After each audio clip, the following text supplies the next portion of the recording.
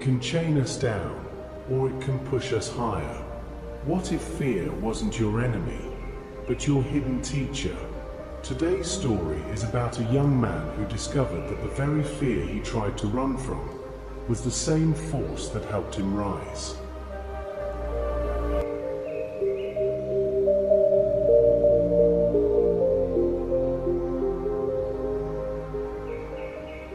Arun was an ordinary boy living in a small town.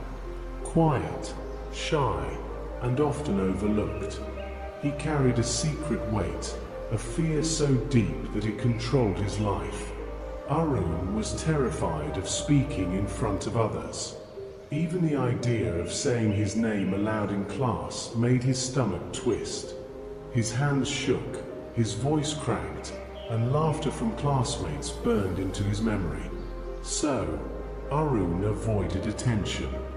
He avoided opportunities. When teachers asked questions, he lowered his head. When friends volunteered for school plays, debates, or competitions, he stayed silent in the corner.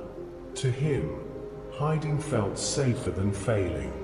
But life has a strange way of forcing us to meet our fears.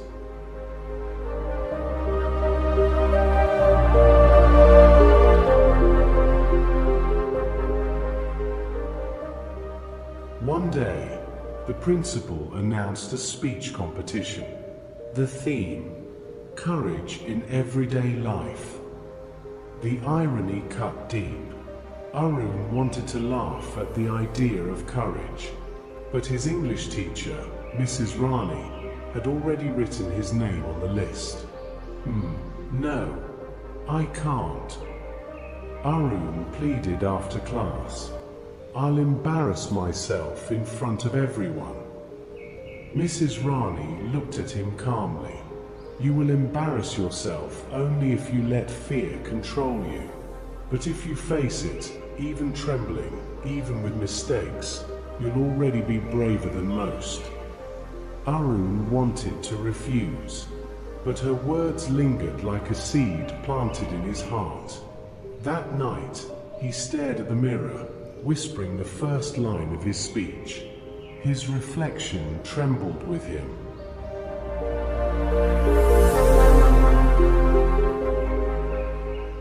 For the next week, Arun practiced alone, in his room, on the roof, even in the bathroom. His younger sister teased him. "Bye, you sound like you're fighting ghosts." He laughed nervously, but inside, the ghosts were real.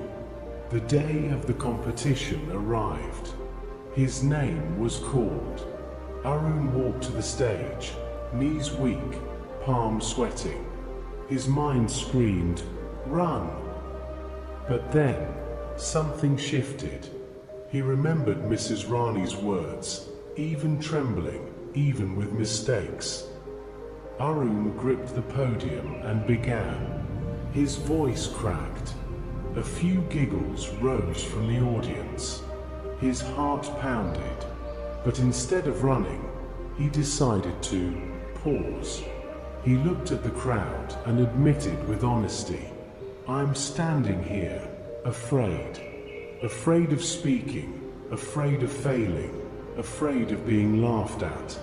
But today I realized, courage is not the absence of fear. Courage is standing here, even with fear inside me." The room fell silent. His words were not polished, not perfect, but they were real. Slowly, his voice grew stronger. He shared how fear had always chased him, but today he decided to turn and face it. By the time he finished, the hall erupted with applause. Not because he delivered the most eloquent speech, but because he delivered the most genuine one.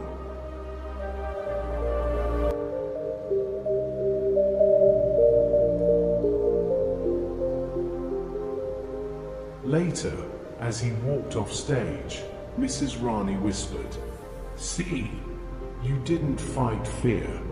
You walked with it, and that's where your strength lies." That day, Arun learned something powerful. Fear is not a wall. It's a compass. It points to the very places we must grow. He didn't become fearless overnight.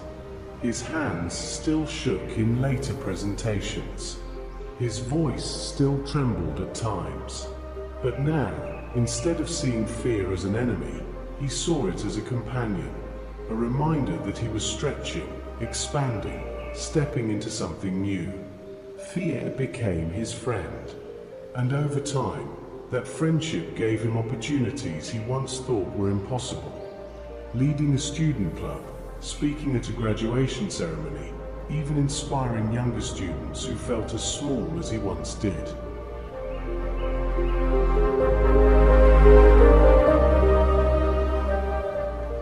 The moral is clear. Fear will never disappear completely, but you don't have to wait for it to vanish before you act. Courage is not living without fear. Courage is walking forward with fear and letting it guide you to growth. So the next time fear whispers in your ear, don't run from it. Listen to it. Walk with it. Let it sharpen you into who you're meant to become. Because sometimes the friend you were avoiding is the very friend you needed all along. If this story touched you, share it with someone who might need courage today.